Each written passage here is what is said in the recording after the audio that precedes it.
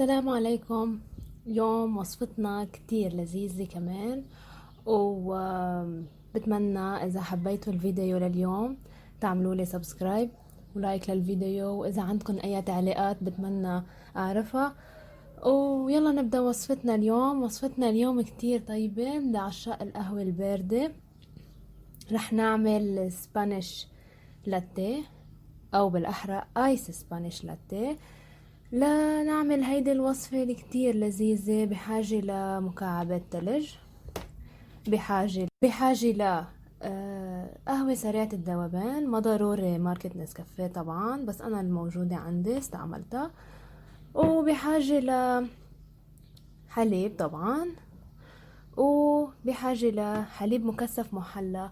وبتمنى اللي بعد ما شاف الفيديو تبع الحليب المكثف المحلى كيف نعمله شوفوا، وراح احط لكم الرابط بالصندوق الوصف تحت بالدسكريبشن لحتى تشوفوا كيف بنعمل الحليب المكثف المحلى بالبيت، وساعتها فينا نعمل كل هالوصفات من دون ما نشتري شي من برا. خلينا نبلش وصفتنا.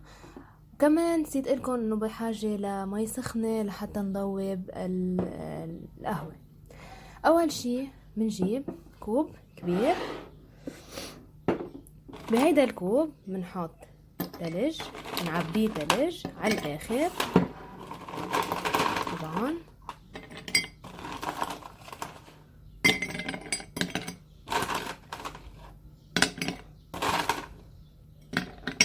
بنصحكم تجربوها، كتير لذيذة هيدي الوصفة، وانا بصراحة ما ببطل اعملها من البيت. تاني شي عنا بنحط الحليب، حوالي كباية تقريبا.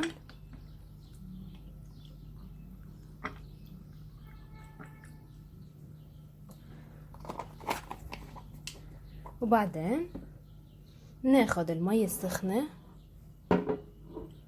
وناخد القهوة، بنحط حوالي ملعقة من القهوة،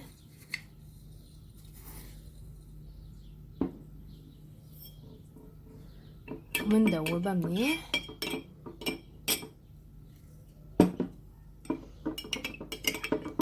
طبعا مندوبها منيح، ولا هي دغري حتدوب لأن المي سخنة.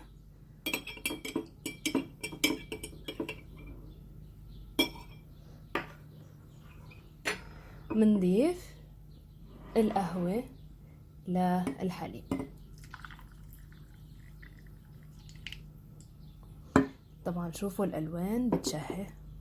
أكيد مش بس هيك، رح نجيب الحليب المكثف المحلى اللي نحنا عاملينه أصلا بالبيت، ومنحط بقى حسب الرغبة قديش نحنا منحبها حلوة.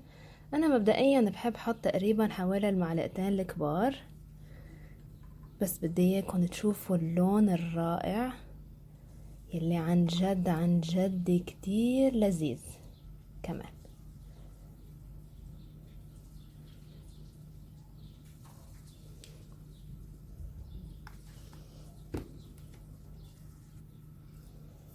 طبعا وهيدا شكلها بكون بالاخر. طبعا بس بدي اياكم تشوفوا الالوان، ولا اطيب من هيك. بنصحكم تجربوه، انا من عشاق هيدا المشروب.